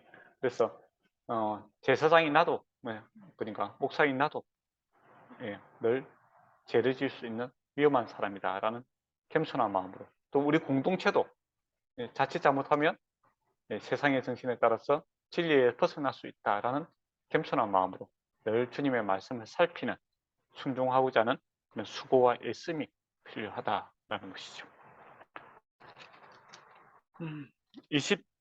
2절에서 26절 지도자들이 잘못했을 때 예, 그러니까 제사장 말고 이제 지도자들이 있겠죠. 요즘 같으면 장로님이라든지 안수 집사님이라든지 권사님이라든지 이런 교회에서 중책을 맡고 있는 또는 뭐 청년 회장이라든지 뭐 그런 중책을 맡고 있는 사람들이 잘못했을 때는 이제 소가 아니고 이제 염소로 이렇게 떨어집니다. 예, 23절에 보면 흠없는 숫염소를 드리라 되어 있죠. 그때부터는 이제 제사장 몫이 이제 돌아갑니다. 예, 제사장이 뭡니까 그 부분을 갖다가 이제 가지게 되는 그런 부분, 어느 부분을 가지고 어느 부분을 태우고 이제 그런 것이죠. 그래 보면 이 제사장은 이제 그 죄를 먹고 사는 사람들입니다. 제 문제를 해결함으로 먹고 사는 사람들이죠. 예, 그래 보면 예수님께서 예, 예수님으로 우리를 먹고 사는 사람들이죠. 예수님께서 우리 제 문제를 해결함으로써 우리에게 은혜를 주시는 것처럼 어떻게 보면 교회에서 이제 목사님이라든지 이런 사람들이 죄의 문제를 계속 다루고 있는 거죠. 예. 죄의 문제를 다룬다는 것은 반대로 이야기하면 뭡니까? 죄를 갖다가 사해 줌으로써 구원에 대해서 다루고 있는 사람들이다라는 겁니다. 그래서 구원 이야기하는 거, 이거 죄를 이야기하지 않고는 다룰 수가 없다라는 겁니다. 지난 시간에 제가 말씀드렸는지 모르겠지만은 세상에서는 죄를 갖다 축소시키고 또 미화시키고 남 탓하고 그런 식으로 해결을 하려고 합니다. 우리 기독교는 죄는 회개함으로써 문제를 해결하지요. 그래서 회개해야만이 구원이 임하게 되는 사람입니다. 그래서 때로는 목사님 만나면 부담스러운 이유가 계속 이게 구원에 대해서 이야기를 할 때 죄의 문제를 다루고 있기 때문에 좀 부담스러울 때가 많습니다. 그러나 우리가 그 문제를 놓쳐버리면 이 문제를 다루지 않는다면 진정한 화평이 없다는 것이죠. 또 기독교인들이 일반 사람들과 또 우리 복음을 전할 힘든 이유 중에 하나가 뭐냐라고 했을 때 복음은 참 좋은 이야기인데 그 안에 들어가면 당신이 죄인이다라고 이야기를 해야 됩니다. 그렇기 때문에 힘든 거죠. 그러나 그렇게 이야기함으로써 죄를 해결함으로써 근본적인 죄 문제를 해결할 수 있는 유일한 길이 바로 이 예수 그리스도의 복음 외에는 없기 때문에 그 이야기를 하는 겁니다. 근데 세상에는 이제 죄를 해결할 수 있는 방법은 없죠. 죄의 삭은 사망인데 해결할 수 있는 방법이 없으니까 미아를 시킨다든지 위로를 그냥 뭐 죄 안 짓는 사람이나 다 죄 짓고 산다 그렇게 뭐 보편화 시킨다든지 그죠? 그건 네 잘못이 아니다. 이 환경이 잘못이고 뭐 친구가 잘못이고 뭐 부모가 잘못이고 그런 식으로 남 탓을 함으로써 이제 증가시키려고 하는데 그렇게 해서는 구원에 이를 수가 없습니다. 그래서 핑계 없는 무덤이 없는 것처럼, 예, 죽은 자에는 많은 핑계를 대면 씁니다. 그러나 구원은 오직 예수 그리스도 외에는 답이 없다라는 것이죠. 그런 의미에서 우리가 복음을 전하는 것 상당히 부담스러운 일입니다. 그렇지만은 우리가 이 길 외에는 답이 없기 때문에 전하는 것이죠. 때를 어떤지 못 어떤지 우리가 복음을 전가하면 됩니다. 그리고 책임은 내가 지는 건 아니에요. 예, 책임은 그 사람이 지는 겁니다. 예, 그리고 이제 27절에서 35절에 보면 이제 평민의 한 사람이 여호와의 계명 중에 하나를 부지 중에 이렇게 허물을 지었을 때, 일반 사람들이 죄를 지었을 때 그런 거죠. 그러니까 여자도 남자도 다 들어가 있는 문제입니다. 남녀노소 관계없이 다 포함되어 있죠. 그리고 욥기에 보면은 욥이 어떻게 합니까? 매년 자기 자녀들과 또 자기가 혹시나도 모를 죄들에 위해서 이렇게 하나님 앞에 제사를 지내고 있는 것을 보게 되죠. 그래서 죄 짓는 것은 모든 사람이 다 지을 수 있다는 것이죠. 그래서 28절에 보면 여기는 암염소도 이제 허용이 되고 있습니다. 그러니까 가격을 보면 순염소가 좀 비싸고 암염소가 좀 쌉니다. 네. 왜 그럴까요? 개체수가 많으니까 그렇겠죠. 우리가 목양을 하다 보면은 수컷은 빨리빨리 죽입니다. 왜 그렇습니까? 생산하는데 도움이 안 되죠. 예. 그래서 염소들이 훨씬 많죠. 그래서 가격을 보면 암염소가 조금 쌉니다. 예, 그만큼 이게 보편적으로 이 문제를 이제 다루고 있는 거고 빨리빨리 해결하기를 원하시는 그런 게 있죠. 예.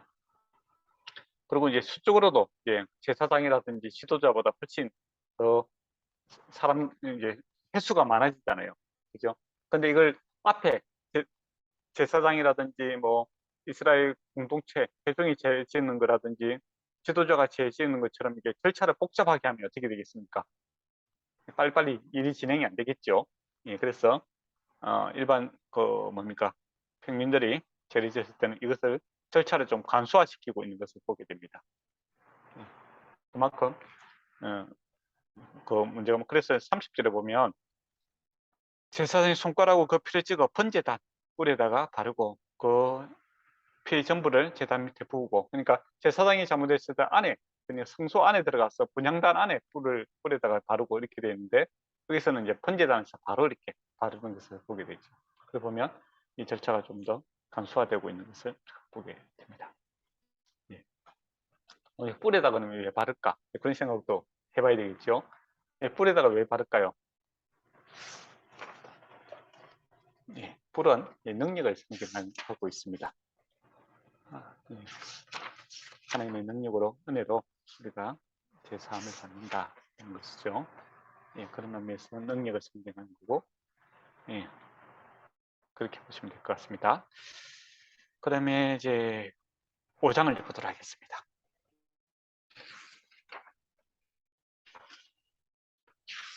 5장을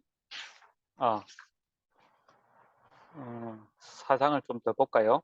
예, 우리가 이제 그리스도인으로서 이제 요 좀 요약을 하는 게 중요할 것 같아요. 그래서 우리가 속죄제, 다른 말로 하면 정결제를 보면서 생각해 볼 게 첫 번째가 지위가 높을수록 경건에 대한 거룩에 대한 삶에 대한 책임감이 크다라는 거, 그거 한번 생각했으면 좋겠고, 두 번째가 신앙은 개인적인 것일 수도 있지만은 또 공동체적인 그런 성향도 있다라는 겁니다.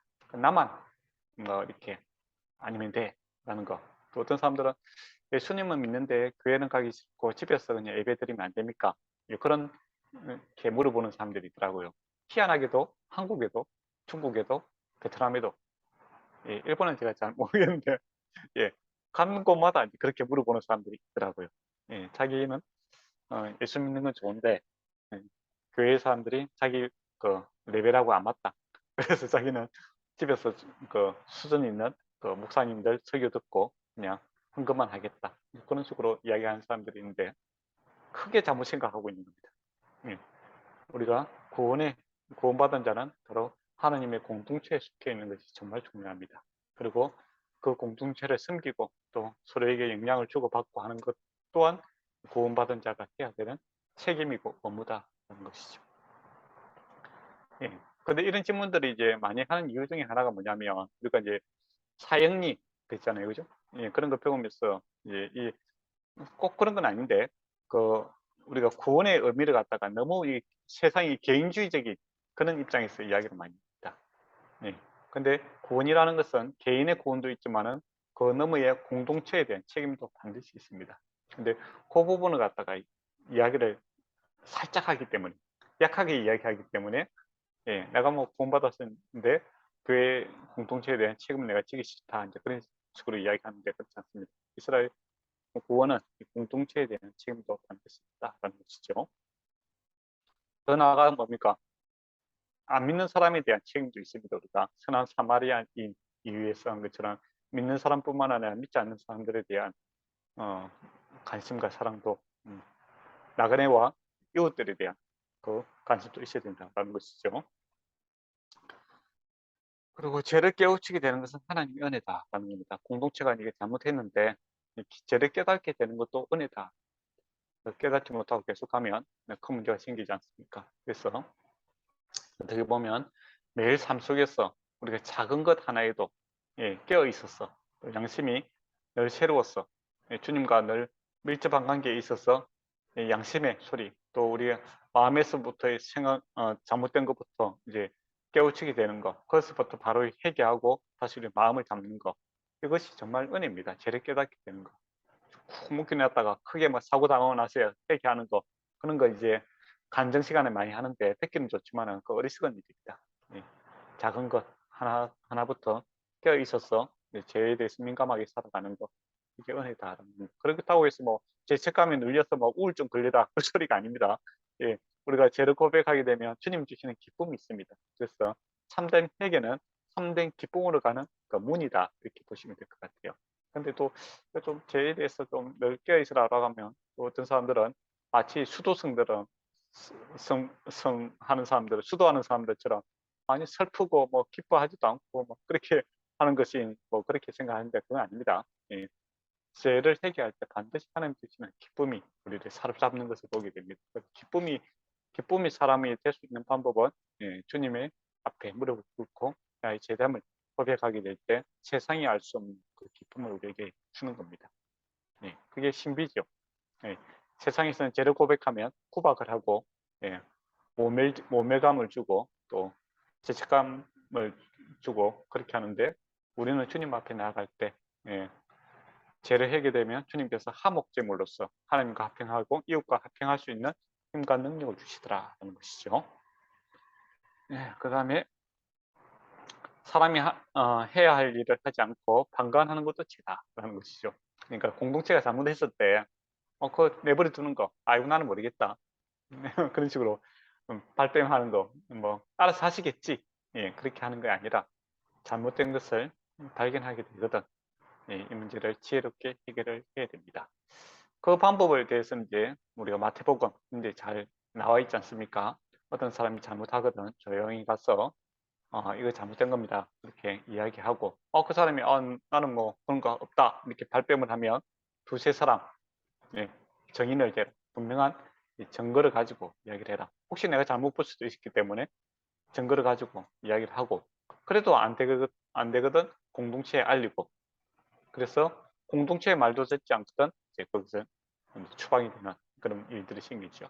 그래서 우리가 교회 전체가 이렇게 거룩을 유지하는 일에 이게 힘써야 됩니다. 그렇다고 해서 이런 이제 사랑의 절차라고 할 수 있겠죠. 그런 사랑의 마음을 하지 않고 어떤 사람은 뭐 잘못한 거 있으면 계속 남들한테 먼저 이야기하는 사람도 있죠. 그거는 옳지 않은 방법입니다. 그거는 험담하는 거죠. 또 정확하지도 않는 내용을 갖다가 부풀려서 이야기하고 그렇게 하면 그 사람 자체가 어떻게 보면 죄를 짓고 있는 것이고 트러블 메이커가 될 수 있겠죠. 그거는 결코 옳지 않습니다. 그래서 죄를 해결하는 방법은 마태복음에 있는 방법처럼 내 자신을 살피고 또 현재를 건면하고 그렇게 해서 분명한 증거 가운데서 사람을 돌이키고 세우는 것이 목적이지 비난하고 비판하고 창피를 주고 그런 것이 아니다라는 겁니다. 근데 자칫 잘못하면 우리 지도자들이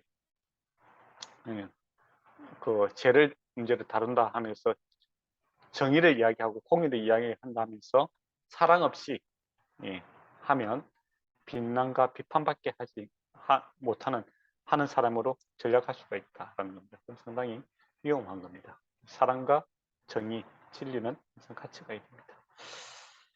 그리고 6번째 보면 죄 문제를 해결하는 데 있어서 가장 중요한 것은 자신의 죄를 뉘우치는 마음이다. 이렇게 되어 있습니다. 제사장부터 지도자부터 문제를 다루고 있다. 그렇죠? 그 상한 마음, 은혜 받은 마음, 어떻게 보면 내가 주님 앞에 죄인이고 내가 참 연약하고 참 부끄럽습니다.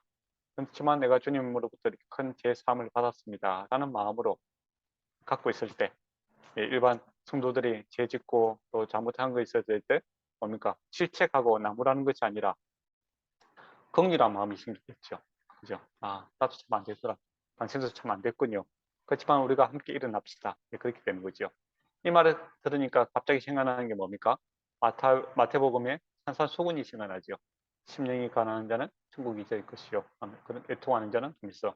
애통하는 마음으로 이렇게 하고 나중에 이렇게 다른 사람을 합행케 하는 자가 되는 그런 순수가 쫙 있습니다. 그러고 보면 신약에 있는 그 말씀과 우리가 제사 제도에 있는 말씀과 이게 상당히 같은 맥락을 갖고 있다는 것이죠. 그래서 이 구약을 알게 되면 신약의 의미가 더욱더 풍성해지고 되는 그런 은혜가 있습니다. 그리고 일곱 번째는 속죄죄는 의도적으로 죄를 지은 사람에게는 효과가 없다라고 되어 있죠. 그렇지만 뭐라고 했습니까? 나중에 이 의도적으로 지은 죄도 속죄일에 대속죄일에 다 해결이 됐습니다. 그 말은 죄에 대해서 의도적으로 이렇게 가볍게 생각하고 이렇게 해서는 안 된다라는 겁니다. 그만큼 하나님께서 죄를 싫어하신다는 것이죠. 그다음에 5장을 이제 넘어가도록 하겠습니다.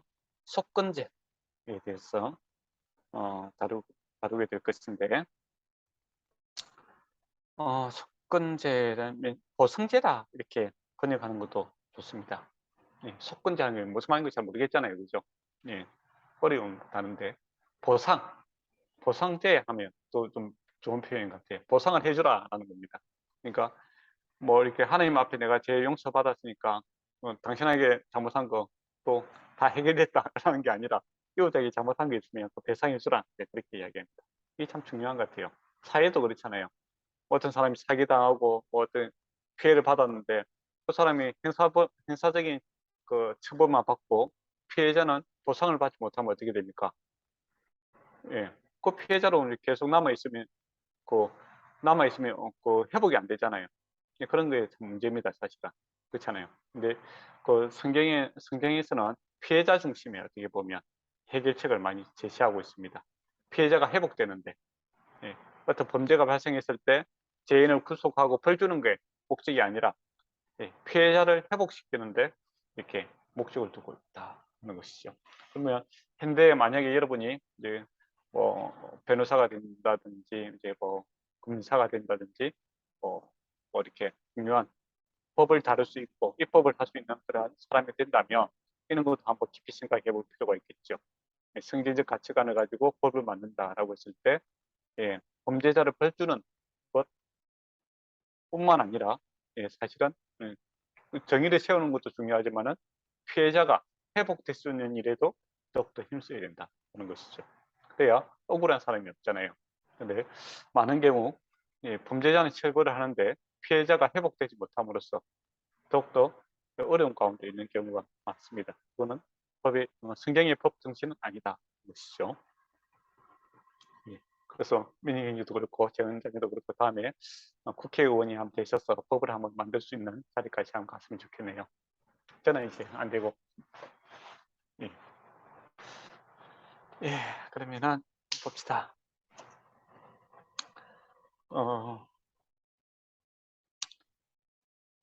5장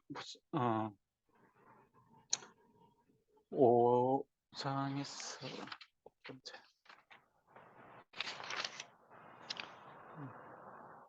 속건제가 이제 5장 14절에서 이제 19절까지는 하나님의 것을 이제 범죄했을 때 이제 어떻게 할 것인가 그 문제를 다루고 있고, 그다음에 6장 1절에서 이제 7절까지는 이웃의 재산을 침해했을 때 어떻게 할 것인가 그 문제를 다루고 있습니다.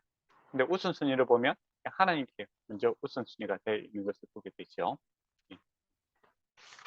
그러면 5장 14절에서 19절을 한번 보도록 하겠습니다.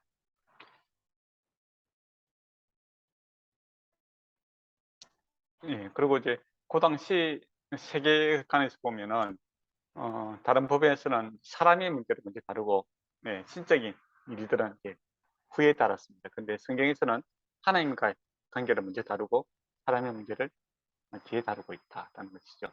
그 이유는 뭐겠습니까? 네, 세상의 법은 그때 당시에 신들이 사실은 그 우상이죠. 실제 살아있다는 것을 자기들이 잘 체험하지 못하고 살고 있으니까 중요성이 떨어지는 겁니다.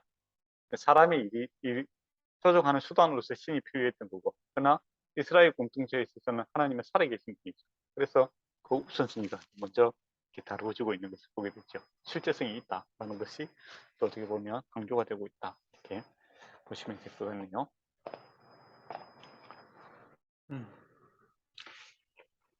속건제가 이제 특징이 보면, 속건제는 공동체가 드리는 경우가 없고 항상 이 개인이 드리는 것이다라는 겁니다. 앞에는 이제 속죄제 같은 경우에는 그 공동체가 잘못했을 때 이렇게 있잖아요. 근데 속건제 배상하는 이 문제는 개인이 잘못한, 항상 이 개인이 제사를 드리는 그런 모습을 보게 됩니다. 그리고 속건제는 제물을 드리는 짐승이 한 가지로 제한이 되어 있습니다. 항상 오직 흠없는 숙약만 드려야 된다라는 것이죠. 앞에는 암양도 드리고 또 다른 소도 드리고 그렇게 했는데, 여기는 정해져 있습니다. 흠없는 숙약만 드려야 된다는 것이고, 세 번째가 속건제의 제물은 최소한의 가치를 지닌 것을 확인하기 위해서는 제사장의 평가를 받아야 된다. 그러니까 내가 지정한 가치를 따라서 이렇게 이야기를 하고 있죠. 제사장의 평가를 받고, 그러니까 우리가 배상해 줄 때 가치 없는 거 배상해 줄 수도 있잖아요, 그죠? 근데 기준을 정해주는 겁니다. 내가 보기에 이거하고 똑같다가 아니라 객관적으로, 제사장이 봤을 때 객관적으로 만약에 내가 양을 훔쳤다라고, 내가 훔쳤어요. 예, 그런데 갚아줄 때 어린 양 2마리 줄 수도 있는 거잖아요. 예, 그렇게 해서는 안 된다는 겁니다. 객관적인 기준, 제사장이 보기에 이거는 이 앞에 훔친 가격과 이렇게 동일하다라는 것을 이제 객관적인 기준을 가지고 배상을 해야 되겠죠. 그리고 네 번째가 이제 예배자가 피해를 입혔을 경우에 20%를 이제 제사장이 더해서 제사장이 빚을 갚아야 되고, 그 다음에 일반적으로 남에게 피해를 입혔을 때는 2배를 보상해 줘야 됩니다. 2배. 그러니까 죄 짓지 마라라는 것이고, 또 피해받은 사람은 2배로 이렇게 받음으로써 어떻게 됩니까? 자기가 그러니까 재물뿐만 아니라 기회에 어떻게 보면 손해도 있지 않습니까? 그죠? 내가 만약에 양을 한 마리 도둑을 맞았어. 근데 1년 뒤에 이제 그 범인이 잡혔어. 근데 양 한 마리만 딱 받았잖아요. 그러면 가만히 생각하면 어떻습니까? 이 양 한 마리가 1년 동안은 새끼를 베고 또 이렇게 했을 때 더 많은 재산이 발생할 수도 있잖아요. 그죠? 그런 이 기회를 갖다가 놓쳤잖아요. 그 기회 비용까지도 다 이렇게 갚아줘야 된다라는 것이죠. 이게 피해자 중심의 그런 해결책을 이렇게 주고 있다는 겁니다. 그리고 그럼 그 17절에서 19절에 보면 부지 중에 범죄에서도 허물이라고 되어 있습니다. 그러니까 몰라서 지은 죄도 죄다라는 겁니다. 네, 몰랐다고 발뺌만 해서는 안 된다는 겁니다.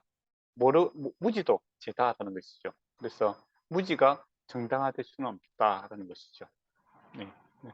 어떤 사람은 몰라서 그랬으니까 용서해달라, 그게 아니라 몰라서 그렇게 하더라도 그 책임은 져야 된다라는 겁니다. 그래서 상당히 피해자 중심의 그런 그 방법이다라고 이렇게 보시면 될 것 같습니다.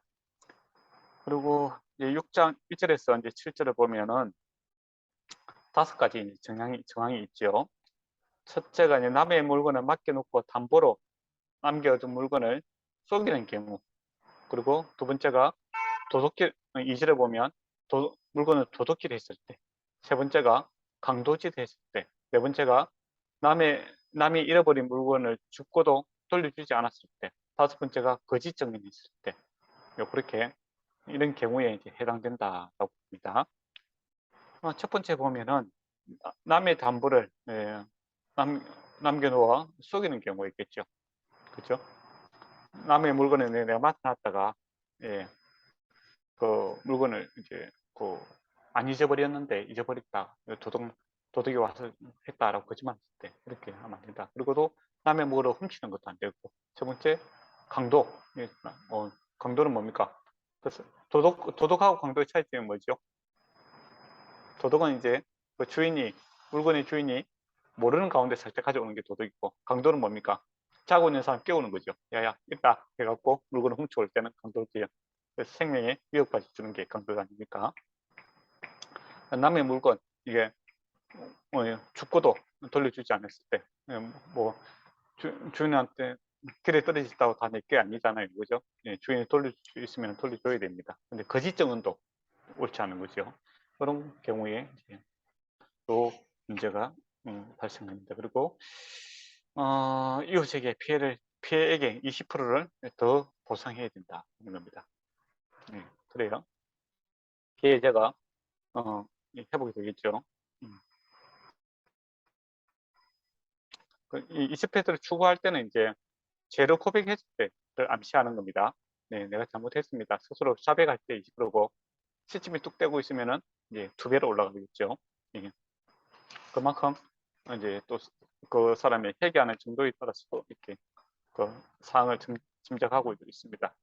이 속건제를 갖다가 이제 우리에게 시간이 별로 없으니까 우리 그리스도인들이 이제 어떻게 바라봐야 될 것인가라고 했을 때 첫 번째가 속건제가 잘못을 범한 사람을 빚진 자를 이제 묘사하는 것을 볼 수 있듯이 제가 우리가 갚아야 할 일종의 빚이다라는 겁니다.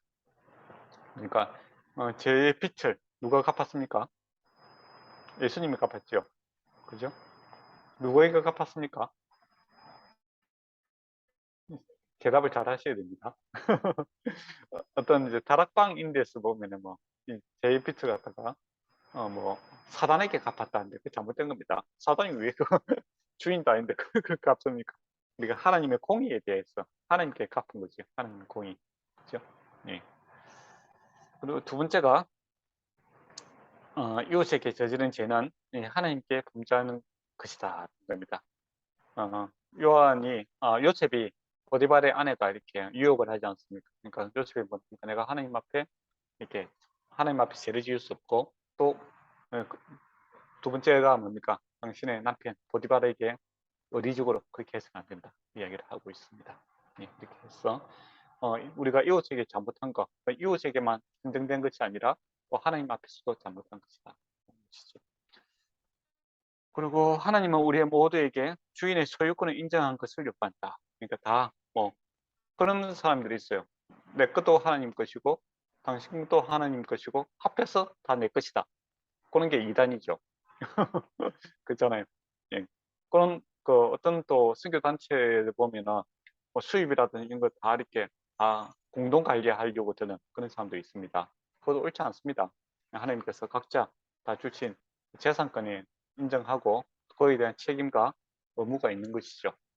근데 이단 단체들을 보면은 내 것도 하나님 것이고 당신 것도 하나님 것이고 우리 것은 다 하나님 것이고 고로 내 것이다. 그렇게 주장하는 사람들이 있죠. 그게 이제 이단입니다. 그런 사고는 옳지 않다는 것이죠. 다 하나님의 것이지만은 우리에게 다 소유권이라는 것을 하나님께서 인정해 주시고 또 거기에 대한 책임과 의무가 있다는 것입니다. 그리고 하나님의 이름과 또 주님께 속한 것을 톡되게 해서는 안 된다. 우리가 하나님께 주신 것들에 대해서 사용함에 있어서 제대게 사용하지 말고 바르게 사용하고 또 바르게 돈을 벌어야 된다라는 것도 포함되어 있죠. 또 속건제는 온 마음을 다하여 하나님을 사랑하고 이웃을 우리 몸같이 사랑하는 예수님의 말씀과도 일치가 된다. 것이죠. 그러니까 이웃 사랑과도, 그러니까 남의 물건을 갖다가 이렇게 가져오고 손해를 입히는 거, 이건 소극적인 방법이지만은 적극적으로는 뭡니까? 이웃이 잘 될 수 있도록 도와주는 것이 또 이 속군제의 의미이기도 하다라고 말씀드립니다. 오늘 시간이 이제 다 됐는데, 그 뒤에 부분은 이제 그 제사장이 이제 해야 되는 의무들이 있습니다. 그래서 6장 8절에서 7장 38절까지는 이제 제사장이 어떻게 해야 된다, 그런 내용도 있는데, 그 내용까지 다음 주에는 같이 보도록 하겠습니다. 왜냐하면 짧게 보지만은 또 약간의 이게 중요한 내용들이 있습니다. 그걸 보고 그 다음에 8장 이렇게 넘어서 제사 지내는 8장 10장이네요, 그죠? 8장, 9장, 10장, 예, 예, 그렇게 한번 보도록 하겠습니다. 여러분 시간이 되시면은 꼭 성경을 한번 읽어오시면은 도움이 됩니다. 예. 혹시 예, 질문이 있으시면 지금 이제 질문하는 시간을 갖도록 하겠습니다. 재현이 지난주에 아주 귀한 질문을 해줘서 내가 기분이 좋았습니다. 질문할 거 있습니까? 저 질문 하나 있는데요. 좋습니다. 예, 그런 거 좋아합니다. 예. 아까 4장 22절, 23절에 짜장. 네, 네. 족장이, 그러니까 리더가 이제 죄를 범하였을 때, 예, 예. 여기서 이제 두 가지 궁금한 것이, 쟤는 만약에 그러면, 그러니까 여기서는 누가 이제 깨우쳐주는 이라고 돼 예. 있는데, 네. 뭐 리더도 그리고 다른 사람들도 아무도 이제 인지를 하지 못했을 때, 그럴 때는 어떻게 되는지. 그다음에 또 한 가지는 요즘 교회로 말하자면은 뭐 뭔가 교역자라든지 뭐 소그룹 리더라든지 찬양팀 리더, 그 리더십을 가진 사람들한테 이렇게 그들이 지은 죄를 이렇게 알려줘도 되는지. 그렇죠. 예. 네. 질문 좋았습니다. 예. 이런 거 제가 바라고 원하는 겁니다. 예. 일단은 이제 하나님께서 이제 하나님 살아계시니까 일단 그 사람의 양심으로 이렇게 이야기할 수 있겠죠, 그죠? 그래서 우리가 양심이 무뎌지고 또 고집을 피우면 이제 회피할 수가 있고, 그다음에 이제 그 당시 제사장이 제사만 지내는 것이 아니라 하나님의 말씀도 가르칩니다. 법도를 가르치는 거죠.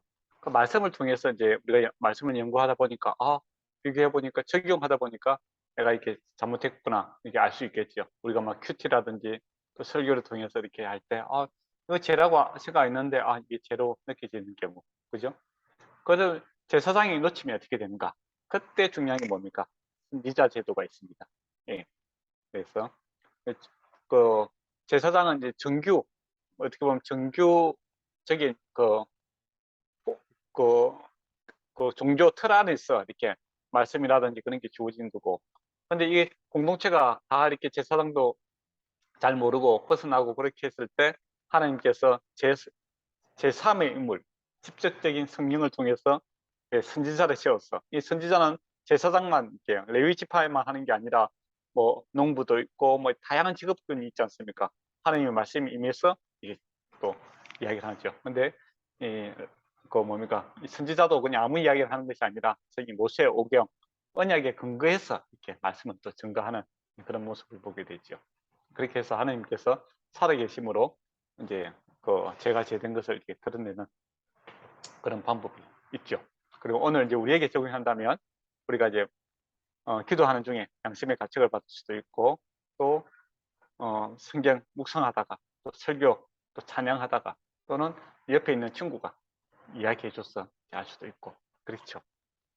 그리고 두 번째 질문, 교회 지도자, 목사라든지 다른 지도 직급에 있는 사람들이 잘못했을 때, 그래서 성경에 보면 이제 일반 사람이 잘못했을 때는 두 사람의 정의를 이렇게 이야기하는데, 지도자가 잘못했을 때는 세 사람을 이야기합니다. 그만큼 그 여파가 크기 때문에 분명한 사실을 가지고 이야기를 해야 된다는 것이죠. 우리가 이 말은 내가 잘못 볼 수도 있다라는 것이고 오해할 수도 있다는 겸손한 마음으로 그것을 분명하게 확인하고 나서 그에게 이야기를 하는 거죠. 근데 처음에는 이게 부끄러움을 주게 하는 게 목적이 아니고 돌이키게 하는 게 목적 아닙니까? 그러면 아침에 마태복음에서 이야기하는 것처럼 조용히 밥 먹자, 차나 한잔 합시다. 그래서 내가 저번에 뭐 이렇게 된 게 봤는데 혹시나 내가 잘못 봤으면 좋겠다. 겸손하게, 그죠? 근데 이게 사실이라면 우리가 돌이켜야 된다. 라고 이렇게 이야기할 수 있겠죠. 네. 감이 그것도 참 그렇잖아요, 그죠? 그렇기 때문에 우리가 지속적으로 이렇게 범죄 아래 있을 때, 그때 이야기하는 게 좀 더 지혜로운 방법인 것 같아요. 예. 계속 뭐 조그만 것까지 계속 이렇게 이야기하면 사람이 피곤해서 못 살잖아요, 그죠?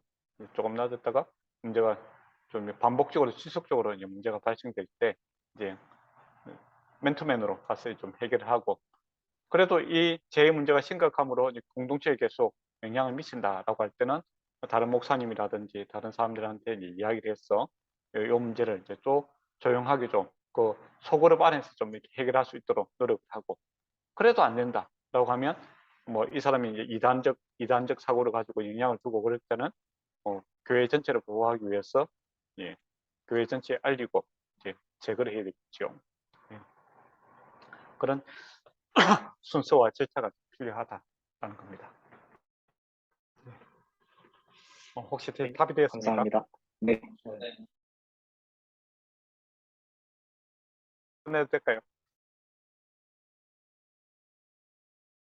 되시고 또 가을은 어, 저녁 시간이 참 좋은 것 같아요. 그래서 달도 보시고 좋은 시간 되시기 바랍니다. 누가 기도하실래요?